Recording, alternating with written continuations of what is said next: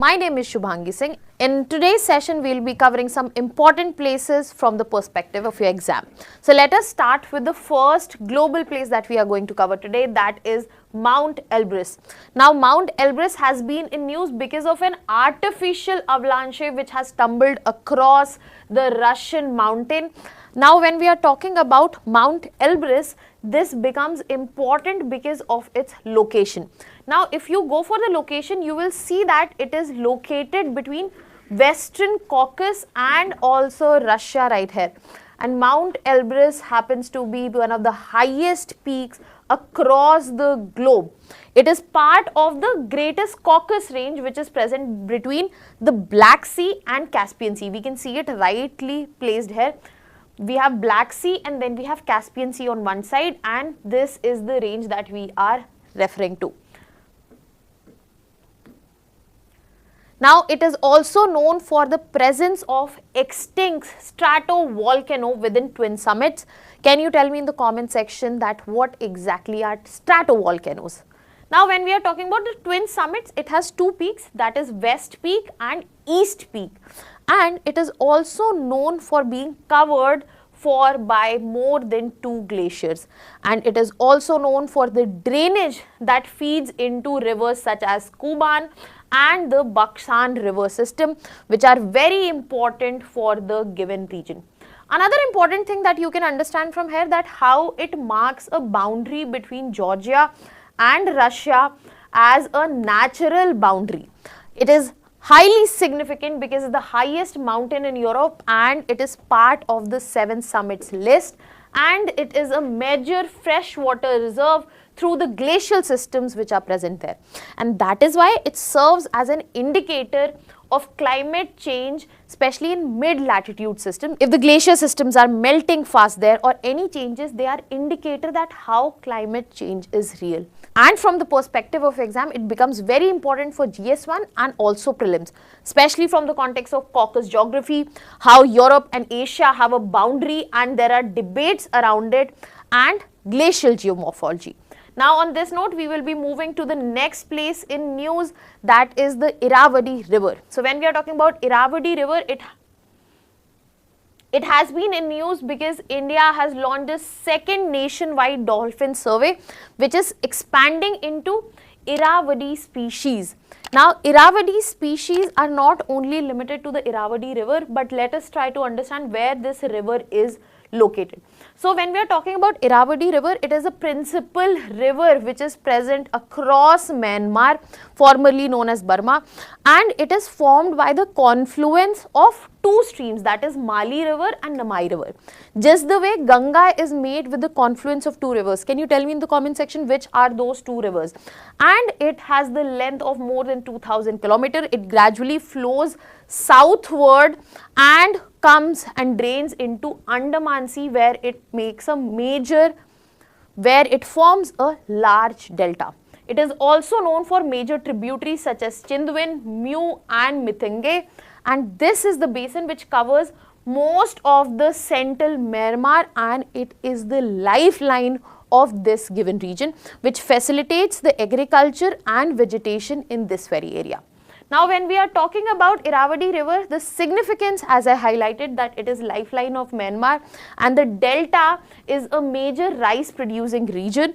Furthermore, the strategic inland waterway gives the regional connectivity which has further scope to be expanded, and this can help you in the exam from the perspective of the river systems which are present in Southeast Asia, delta formation, and also around GS2 when we are talking about water geopolitics. Now, in this context, we will be moving to the next place that we are covering today, that is Dardanelles Strait. So, when we are talking about Dardanelles Strait, it has been in news because Turkey is going to resume the traffic. The traffic was blocked in this strait because of tanker engine failure. Now, if you are talking about the location of Dardanelles Strait, we have to understand that it is the connecting point between Aegean Sea and also Sea of Marmara, and that is why this is an important connection between Black Sea and into the Mediterranean Sea. So, all the countries around it, if they want an outlet towards Mediterranean Sea, that means moving towards Western Europe or Asia, this is the main outlet which is present. Even though it has immense importance, it is a narrow strait which is present in northwestern Turkey and majorly controlled by it, and it separates Europe's Gallipoli Peninsula with Anatolia, that is Asian continent. It is part of the Turkish strait system, and these are important from the perspective of prelims, that is Bosphorus Strait and Dardanelles Strait. Now on this note, we will be talking about the significance of this strait because this is a strategic maritime choke point which is present between Mediterranean and Black Sea, that I just showed, and it is governed by a convention, that is Montreux Convention, which was signed in 1936, which regulates the military shipping in this region, and it is very crucial for the movement of energy exports from Eastern Europe, and it is very crucial for the movement of energy exports especially from Eastern Europe, and also the naval movements for the landlocked other countries present there. From the perspective of exam, it becomes important as a location in terms of international straits, maritime law, and also geopolitical choke points which are in news for multiple reasons such as Strait of Hormuz, Bab el-Mandeb, etc. On this note, we will be moving to the next place that we are covering is Diego Garcia. So when we are talking about Diego Garcia, it has been in news because President Donald Trump, when he has been talking about his Greenland bid, he has cited and talked about this Indian Ocean island, that is Diego Garcia. So when we are talking about Diego Garcia, we have to understand that this is an island in Indian Ocean, Chagos Archipelago.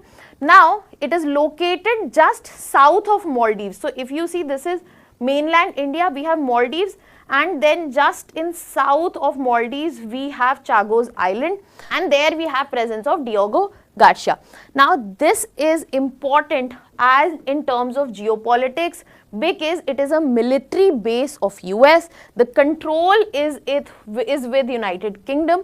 However, the sovereignty has been transferred by United Kingdom to Mauritius only 2 years back. That means this place was still fighting from freedom from the colonialism, and finally it came, but it still remains for the military usage. So it is part of British Indian territory, and it is one of the most strategic islands which are present in the Indian Ocean because this gives access to US to be present in Indo-Pacific and also counter other parties around. From this perspective, we will be moving to understand the significance of Diego Garcia. It is, as I said, a strategic US-UK military base which is present in Indian Ocean.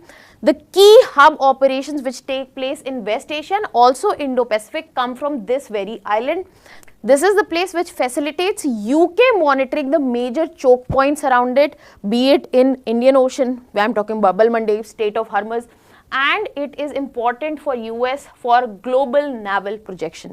And this is the island which is very central for their presence, especially in Indian Ocean and Indo-Pacific geopolitics. From the perspective of an exam, it becomes important for the Indian Ocean strategy, maritime security, and also geopolitics, in which context it is being discussed as of now. Now on this note, we will be moving towards some Indian places that have been in news, starting with the first one, that is Bor Tiger Reserve. So when we talk about Bor Tiger Reserve, recently it has got new gates so as to ensure that there is more tourism to this region. So if we are talking about tiger reserves, Bor is located in Maharashtra and it is part of central Indian landscape. It has been declared a tiger reserve very recently in 2014, and it comprises of Bor Wildlife Sanctuary also and surrounding buffer forest. So the name that we get of Bor Wildlife Sanctuary and Bor Tiger Reserve comes from the Bor River, which is a tributary of another important river of Maharashtra, that is Wardha River. Can you tell me in the comment section which river's tributary is Wardha River? On this note, we will be moving to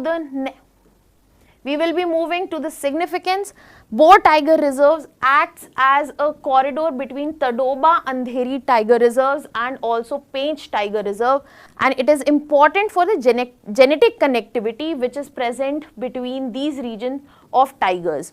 This is the region which supports deciduous forest ecosystem, and from the perspective of exam, the tiger reserves are important, wildlife corridors are important, tiger conservation plans, and also landscape level planning. On this note, we will be moving to the next place we are covering today, that is Neknampur Lake, which is present in Telangana. This has been in news because there was a hot air balloon emergency landing in Hyderabad. It has been told that it was false, but that landing took place in Neknampur Lake. So when we are talking about Neknampur, it is located in Hyderabad, Telangana. It is an artificial freshwater lake, or you can call it a tank reservoir as well. It is part of Musi River sub-basin. Musi is a tributary of Krishna River, and it has been used, this lake has been used for irrigation and drinking water purposes in this region. This is also a very good example of urban wetland ecosystems. Now when we are talking about the location, when we are talking about the significance of this particular lake, it is significant as an aquifer because it facilitates groundwater recharge and also flood moderation in this region. It is a habitat for migratory birds and also resident birds, and it serves as an important urban ecological resilient component of this region. From the perspective of exam, it is important for urban wetlands and water conservation and also urban ecology. That means for GS1 and also GS3. On this note, we will be moving to the next one, that is Kaziranga National Park. Kaziranga National Park has been in news because the Kaziranga elevated corridor is being talked about and how this can help in eliminating animal deaths, especially in this national park. So when we are talking about Kaziranga National Park, it is located in Assam, one of the most important ones. It is situated on the flood plains which are made by Brahmaputra River. It was declared as a national park in 1974, Tiger Reserve in 2006, and it also has the honor of being a UNESCO World Heritage Site. Now the dominant landscape here is a mix of multiple things such as tall elephant grass, wetlands, and also riverine forest. So if you can see, we are talking about the Brahmaputra River right here, and here we have Kaziranga National Park. On this particular image, you can also see that how it is situated on the flood plains of the Brahmaputra River itself. When we are talking about significance of this region, it is home to some very important biodiversity such as 2/3 of world's one-horned rhinoceros, and it also has high density tigers. It is also known for its natural flood-based grassland ecosystem, and it is a flagship site which is being used for floodplain conservation. From the perspective of exam, it is important from the mains as well as prelims as protected areas, floodplain ecology and species conservation. Now that was all from my side. Thank you so much.